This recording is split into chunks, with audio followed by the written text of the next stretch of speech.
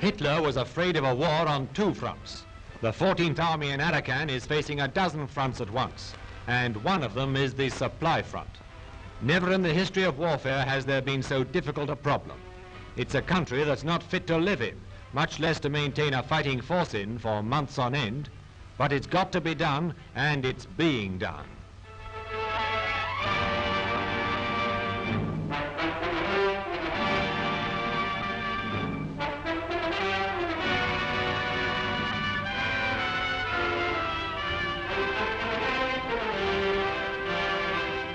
Always there's the most insidious enemy of all, the rain.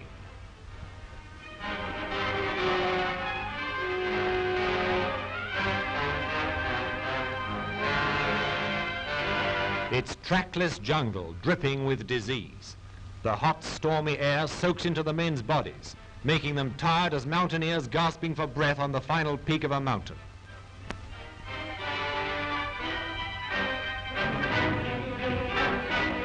Then there's the grim fight to keep body and soul together.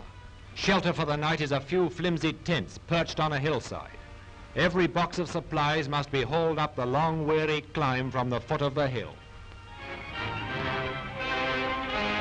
Water must be passed from hand to hand from the only available spring.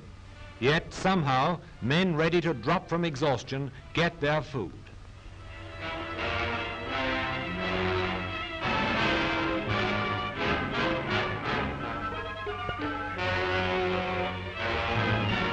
Then there's the Jap front proper. For him, that shifts every day, backwards. He expected to fight, but he never expected to be remorselessly shelled to pieces. That's what's happening. And batteries like these, manhandled into position, have turned the tide of war.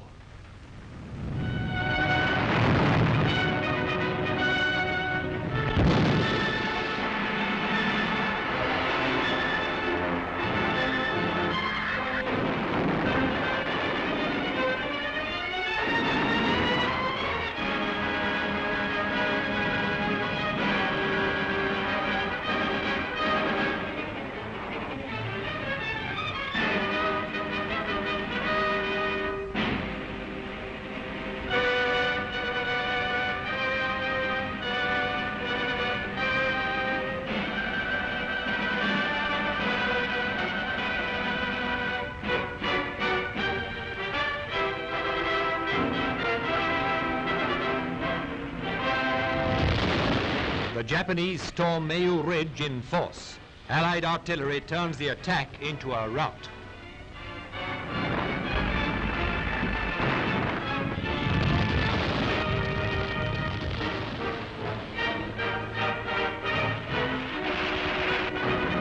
This is the reality behind the brief communiques you read in your newspapers. Yet out of it all, day by day, comes news of victory.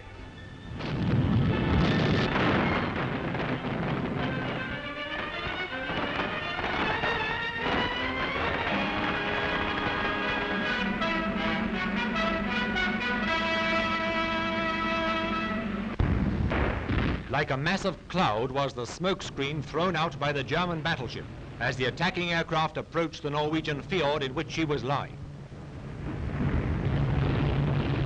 Through the billowing smoke, the Tirpitz opened up with every gun she had.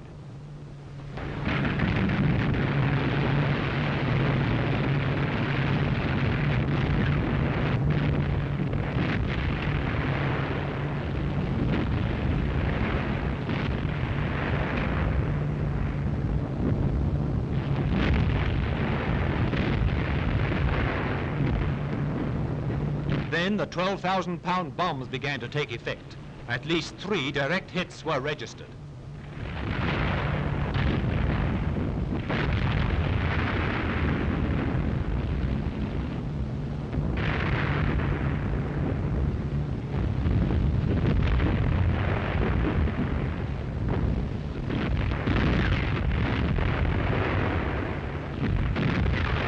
the firing stopped and a great cloud of smoke rose from the shattered vessel now lying on her side. So ended the inglorious career of Germany's most powerful warship.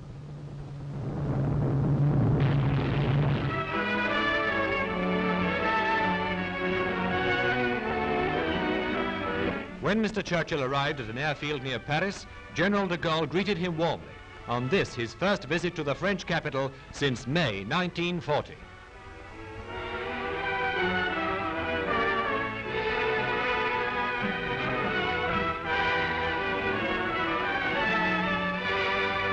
As Britain's Premier drove to the Arc de Triomphe for the wreath-laying ceremony, it was obvious that Paris was about to witness one of the most moving episodes in her history.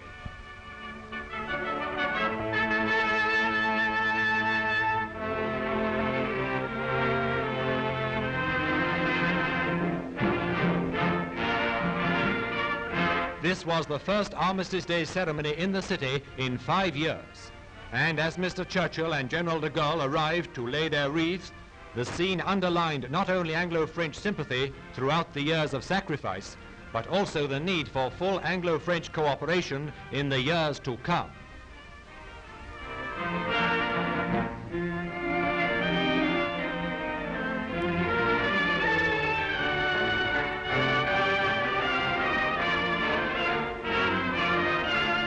A cannon shot announced the hour of 11 and a minute of silence.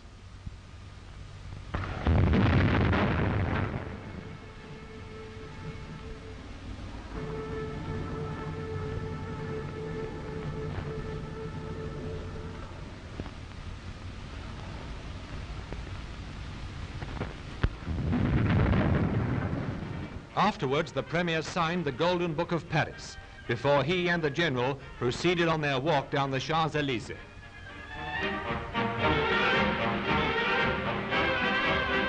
It was a walk which proved to be a supreme personal triumph for Winston Churchill, for his faith in the rebirth of France and for his untiring work towards that end.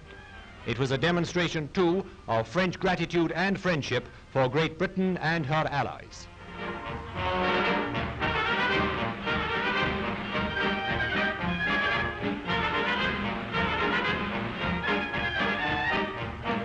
As the great parade went past, the story was one of such enthusiasm as can seldom have been seen in any capital, and how Paris welcomed the reappearance of the uniforms of the Allies.